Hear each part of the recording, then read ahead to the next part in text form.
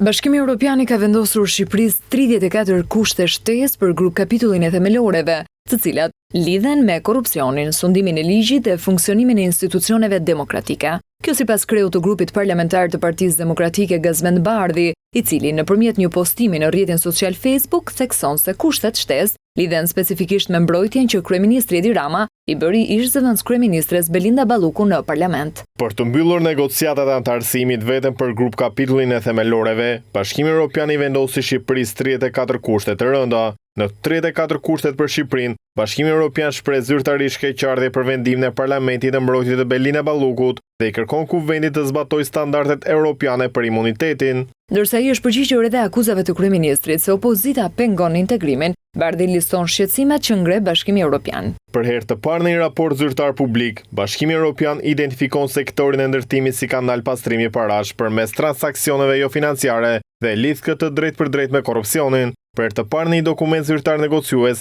Bashkimi Evropian identifikon si problem për zgjedhjet rrjetet e patronazhimit, sistemi me të cilin Partia Socialiste kontrollon voto përmes administratës shtetërore. Për herë të parë Bashkimi Evropian kërkon zgjedhje plotësisht në përputhje me standardet e OSBE-ODIHR si kusht zyrtar për mbylljen e negociatave, sepse zgjedhjet e Edi Ramës nuk kanë qenë kurrë të tilla. Sipas Bardhit, I vetmi që pengon aktualisht antarësimin e Shqipërisë në Bashkimin Evropian është vetë Edi Rama.